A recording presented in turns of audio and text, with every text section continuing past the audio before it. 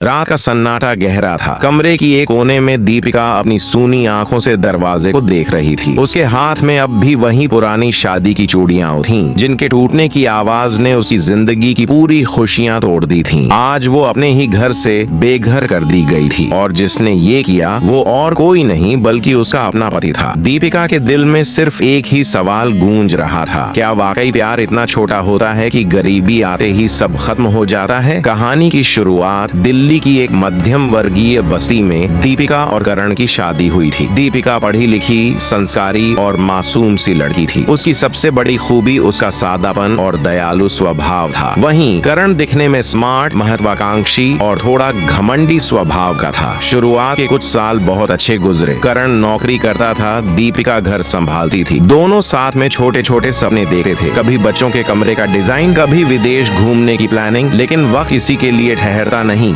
Twist की शुरुआत। एक दिन अचानक करण की नौकरी चली गई, कंपनी बंद हो गई और उसका करियर वहीं रुक गया। दीपिका ने उसे हिम्मत दी, करण परेशान मत हो, मैं भी ट्यूशन पढ़ा लूंगी, मिलकर सब संभाल लेंगे। लेकिन करण का अहंकार ये बात मानने को तैयार नहीं था। वो सोचता था कि उसका सर बहुत ऊंचा है और छोटी नौकरी या पत्नी की कमाई पर जीना उसकी शान के खिलाफ है। धीरे धीरे उसकी कड़वाहट बढ़ने लगी। जहाँ पहले वो दीपिका की मुस्कुराहट पर जान देता था, अब छोटी छोटी बातों पर उसे नीचा दिखाने लगा। रिश्ते में दरार। एक दिन गुस्से में उसने दीपिका से कहा, तुम्हें पता है तुम मेरे लायक हो ही नहीं। अगर मैं तुमसे शादी न करता तो आज मैं किसी अमीर लड़की के साथ ऐश कर रहा होता। ये सुनकर दीपिका के पैरों तले जमीन खिसक गई। जिस इंसान के लिए उसने सब कुछ छोड़ा था वही आज उसे बोझ समझ रहा था। फिर एक रात जब बारिश जोरों से हो रही थी, करण ने अंतिम वार किया। उसने दीपिका का सामान दरवाजे पर फेंका और कहा, मुझे एक गरीब और बेकार पत्नी नहीं चाहिए, निकल जाओ मेरी जिंदगी से। दीपिका ने आखिरी बार उसकी ओर देखा। आंखों से बहते आंसू शायद पूछ रहे थे, क्या यही तुम्हारा प्यार था? दीपिका का सफर, संघर्ष की शुरुआत। दीपिका टूटी हुई थी लेकिन हार मानने वाली नहीं थी। वो मायके नहीं लौटी क्योंकि उसे अपने ऊपर तरस खाने वाले रिश्तेदारों की बातें नहीं सुननी थी। उसने एक छोटे से कमरे में किराए पर रहना शुरू किया और पास के बच्चों को ट्यूशन पढ़ाने लगी। दिन में स्कूल के बाहर खड़ी रहती ताकि बच्चों के पेरेंट्स को अपने बारे में बता सके। धीरे धीरे उसके पास बच्चों की भीड़ बढ़ने लगी। लोग कहते, दीपिका मैडम का पढ़ाने का तरीका अलग है, बच्चों के मार्क्स बहुत अच्छे आ रहे हैं। किस्मत का खेल, एक दिन एक मशहूर स्कूल की प्रिंसिपल ने उसकी क्लास देखी। दीपिका के पढ़ाने का तरीका देखकर वो इतनी प्रभावित हुई कि तुरंत उसे नौकरी की ऑफर दे दिया। यहीं से उसकी जिंदगी बदलने लगी। अब दीपिका एक साधारण ट्यूटर नहीं रही, वो स्कूल की सबसे पसंदीदा और सम्मानित टीचर बन गई। बच्चे उसे प्यार से दीदी कहकर बुलाते। धीरे धीरे उसने अपना कोचिंग सेंटर खोला। जहां पहले एक कमरे से शुरुआत हुई थी, वहीं अब सैकड़ों बच्चे पढ़ने आने लगे। अंदर की आग। लेकिन हर रात जब दीपिका अकेली होती तो एक चेहरा उसकी आंखों के सामने आता, करण का चेहरा। उसने मन ही मन कसम खा ली थी, एक दिन मैं इतनी बड़ी बनूंगी कि वो खुद आकर मेरी कीमत समझेगा। लेकिन तब तक बहुत देर हो चुकी होगी। सालों गुजर गए। दीपिका अब एक मशहूर एजुकेशन इंस्टीट्यूट की मालकिन बन चुकी थी। उसके पास करोड़ों की संपत्ति थी, गाड़ियां थी, स्टाफ था, लेकिन दिल में वही पुराना जख्म था। और फिर किस्मत ने वो पल ला दिया जिसकी उसे बरसों से तलाश थी। एक कॉन्फ्रेंस मीटिंग में जब दीपिका मंच पर पहुंची तो सामने बैठी भीड़ में उसकी नजर एक शख्स पर पड़ी। वो शख्स फटे हाल सूट में, झुकी हुई नजरें और चेहरे पर शर्म का बोझ लिए बैठा था। वो और कोई नहीं, करण था। कॉन्फ्रेंस हॉल तालियों से गूंज रहा था। स्टेज पर दीपिका खड़ी थी, आत्मविश्वास से भरी हुई, महंगे साड़ी के साथ गरिमामय व्यक्तित्व और चेहरे पर सफलता की चमक। लेकिन उसके दिल की धड़कनें तब तेज हो गईं जब उसने सामने बैठी भीड़ में करण को देखा। वो करण जो कभी उससे गरीब कहकर घर से निकाल चुका था, आज खुद किसी सहारे की तलाश में वहां बैठा था। उसके चेहरे पर हताशा साफ झलक रही थी। वो वही करण था, लेकिन अब उसके चेहरे की अकड़, घमंड और अहंकार सब मिट चुका था। भीड़ में छुपा अतीत। दीपिका ने अपनी बात खत्म की और जब ऑडियंस खड़ी होकर तालियां बजा रही थी, करण सिर झुकाए वहीं बैठा रहा, मानो वो तालियों की आवाज में भी अपने अंदर की शर्मिंदगी छुपाने की कोशिश कर रहा हो। कॉन्फ्रेंस खत्म होते ही करण धीरे धीरे पीछे के दरवाजे से बाहर निकलने लगा। वो नहीं चाहता था कि दीपिका की नजरें उस पर ठहरे, लेकिन किस्मत को कुछ और ही मंजूर था। दीपिका ने जैसे ही बाहर कदम रखा, उसकी नजर सीधे करण से मिली। टकराव का पल, कुछ सेकंड के लिए दोनों खामोश खड़े रहे। आंखों में बरसों का दर्द, गुस्सा और सवाल थे। करण ने धीमी आवाज में कहा, दीपिका तुम। दीपिका की आंखें ठंडी थीं, लेकिन आवाज में आत्मविश्वास था। हाँ करण, मैं ही हूँ वही दीपिका जिसे तुमने एक दिन गरीबी का ताना देकर घर से निकाल दिया था। करण का गला सूख गया, उसके पास कोई शब्द नहीं थे। वो सोच भी नहीं पाया था कि जिसे उसने बेकार समझा वही आज इतनी बड़ी हस्ती बन जाएगी। करण की हालत अगले कुछ पलों में करण ने अपनी पूरी कहानी खोल दी। नौकरी जाने के बाद उसने कहीं और काम ढूंढने की कोशिश की, लेकिन अहंकार ने हर मौके को ठुकरा दिया। धीरे धीरे उसके पास पैसे खत्म हो गए, उसके दोस्त रिश्तेदार सब उससे दूर हो गए। जिन अमीर रिश्तों के सपने देखता था उन्होंने उससे अपनाने से इनकार कर दिया। आज हाल ये था कि करण छोटे मोटे काम करके अपना गुजारा कर रहा था। फटे हाल कपड़े और झुकी हुई आंखें उसकी हार की गवाही दे रही थीं। दीपिका का जवाब करण ने कांपती आवाज में कहा, दीपिका मैंने बहुत बड़ी गलती की थी, मैं अहंकारी था, मुझे तुम पर भरोसा करना चाहिए था, क्या तुम मुझे माफ कर सकती हो? दीपिका की आंखों में आंसू भर आए, लेकिन ये आंसू कमजोरी के नहीं थे, ये ताकत और जीत के थे। उसने सख्त लहजे में कहा, करण जब मैं टूट रही थी तब तुमने मुझे सहारा देने के बजाय धक्का दिया। जब मैं तुम्हारे साथ खड़ी थी तब तुमने मुझे गरीब कहकर छोड़ा। आज जब मैं जीत चुकी हूँ तो तुम मुझसे माफी मांग रहे हो। सोचो क्या ये इतना आसान है? भीड़ का मंजर, उनकी बातचीत वहीं कॉन्फ्रेंस हॉल के बाहर हो रही थी। कुछ लोग ठहर कर देख रहे थे। सबके चेहरों पर यही सवाल था कि आखिर ये दोनों के बीच क्या रिश्ता है। करण का सिर और भी झुक गया। वो चाहता था कि जमीन फट जाए और वो उसमें समा जाए। अतीत की गूंज दीपिका को वो रात याद आई जब उसने बरसते पानी में अपने घर का दरवाजा बंद होते देखा था। उसके कानों में करण की आवाज अब भी गूंज रही थी, मुझे एक गरीब पत्नी नहीं चाहिए। आज वही करण उसके सामने खड़ा था, टूट चुका था। दीपिका का संघर्ष बयान। दीपिका ने कहा, तुम्हें लगा था मैं कुछ नहीं कर पाऊंगी, लेकिन आज देखो मैंने अपना साम्राज्य खड़ा किया है। ये करोड़ों का इंस्टीट्यूट, ये नाम और सम्मान सब मैंने अपने दम पर बनाया है, और ये सब सिर्फ इसलिए क्योंकि तुमने मुझे ठुकराया था। करण की आंखों से आंसू बह निकले। उसने कहा, दीपिका मैंने तुम्हें खोकर सब खो दिया, मुझे एक मौका और दो, मैं तुम्हारे साथ फिर से सब ठीक करना चाहता हूँ। दीपिका का फैसला।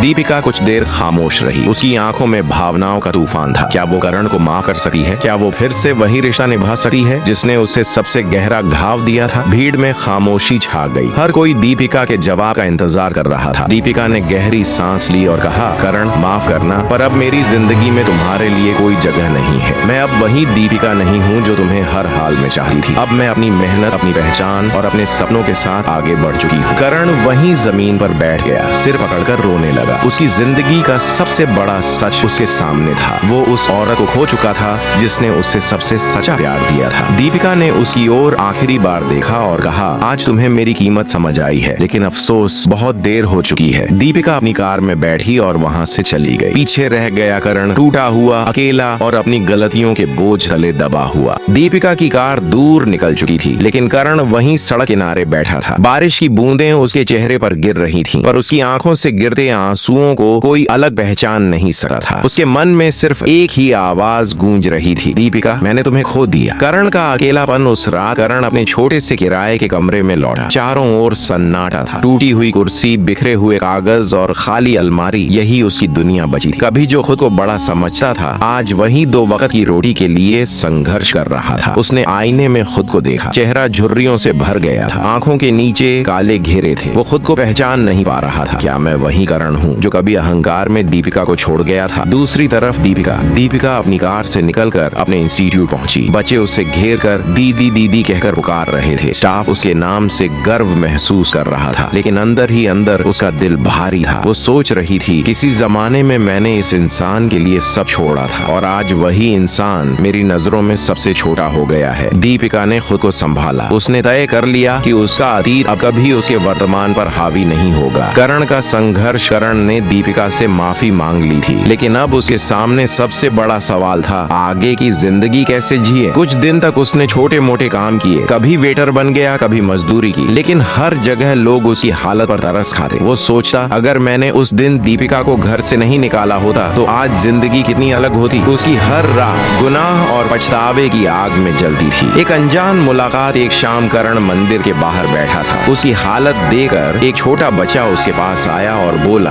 अंकल आप क्यों रो रहे हो? करण ने बच्चे को देखा और बिना सोचे कहा, क्योंकि मैंने उस इंसान को खो दिया जिसने मुझे सबसे सच्चा प्यार दिया था। बच्चे ने मासूमियत से कहा, तो वापस जाकर उनसे कह दो कि आपको उनसे गलती हो गई, शायद वो माफ कर दें। करण की आंखें फिर नम हो गईं। बेटा, हर गलती इतनी आसानी से माफ नहीं होती। कुछ गलतियां इंसान की पूरी जिंदगी खा जाती है। दीपिका की तरक्की उधर। दीपिका ने अपने इंस्टीट्यूट को इंटरनेशनल लेवल तक पहुंचा दिया। वो अब सिर्फ देश में ही नहीं बल्कि विदेश में भी सेमिनार देने जाने लगी। मीडिया उसके इंटरव्यू लेती, अखबारों में उसकी कहानियां छपती। लोग कहते दीपिका मैडम सिर्फ बच्चों को नहीं पढ़ाती बल्कि जिंदगी जीना भी सिखाती है। दीपिका अब लाखों लड़कियों के लिए प्रेरणा बन चुकी थी। करण का अंतिम संघर्ष, करण की हालत और बिगड़ती जा रही थी। बीमारी ने उसे घेर लिया था, उसे काम मिलना बंद हो गया, लोग उसे देखकर किनारा कर लेते। एक दिन वो अस्पताल पहुंचा, लेकिन पैसे न होने के कारण किसी डॉक्टर ने उसे हाथ तक नहीं लगाया। वो वहीं बिस्तर पर लेटा सोच रहा था, दीपिका काश मैं तुम्हें कभी न छोड़ा। आज मैं अकेला और बेबस हूँ, जबकि तुमने पूरी दुनिया जीत ली है। आखिरी बार आमना सामना कुछ दिन बाद दीपिका एक चैरिटी प्रोग्राम में गई, जहाँ गरीब और बीमार लोगों के लिए मदद की जा रही थी। जैसे ही वो हॉल में दाखिल हुई, उसकी नजर एक कोने पर पड़ी। वहाँ बिस्तर पर कोई पड़ा था, वो करण था। उसका चेहरा और भी कमजोर हो चुका था, शरीर हड्डियों का ढांचा बन गया था। दीपिका के दिल में एक बार फिर भावनाओं का तूफान उमड़ा। करण ने उसे देखा और कांपते हुए हाथ जोड़ दिए। दीपिका, मैं अब ज्यादा दिन का मेहमान नहीं हूँ, मैंने तुम्हें बहुत दुख दिया, लेकिन आखिरी बार बस इतना कहने आया हूँ, तुम मेरी जिंदगी की सबसे बड़ी दौलत थी और मैंने उसे खोकर सब कुछ खो दिया। दीपिका की आंखें भर आईं, लेकिन उसने खुद को मजबूत रखा। उसने उसके माथे पर हाथ रखा और कहा, करण मैं तुम्हें माफ करती हूँ, लेकिन याद रखना जिंदगी में किसी के प्यार और भरोसे को कभी हल्के में मत लेना। करण की आंखों से आंसू बह निकले। उसने आखिरी बार दीपिका को देखा